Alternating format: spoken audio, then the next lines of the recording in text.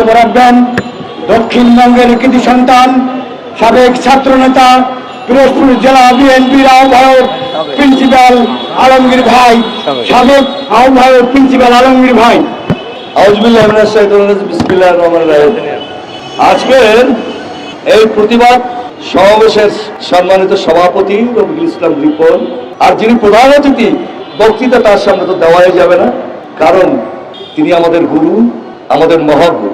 ছাত্র রাজনীতি থেকে শুরু করে জামাত যিনি চিনিয়েছেন জনাব শামসুজ্জামান দুদু, উপস্থিত নেতৃবৃন্দ, মিডিয়ার ভাই বোনেরা, আসসালামু আলাইকুম।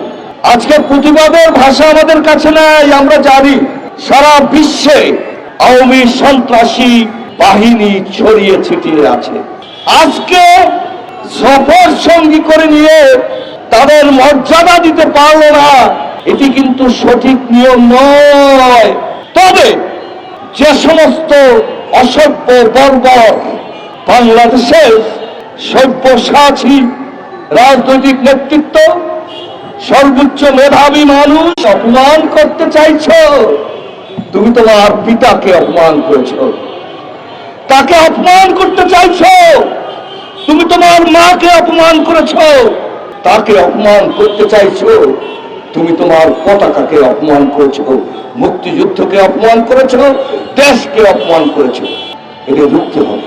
রোখার কারণেই তো দীর্ঘ 17 বছর বারবার জেলে গিয়েছি, আঘাতে আঘাতে শরীর রক্তাক্ত হয়েছে, আবার জেল থেকে বের হয়ে রাজপথে লড়াই করেছি, মিছিল করেছি। আমরা তো তারা, অর্থাৎ আমরা প্রস্তুত রয়েছি বাংলাদেশের ভাগ্য আকাশে উড়ন্ত শকুন ছবল মারার জন্য প্রস্তুত। এটি তারেক রহমান শুরুতেই বলেছে। আমরা সে কথার অর্থ বুঝি।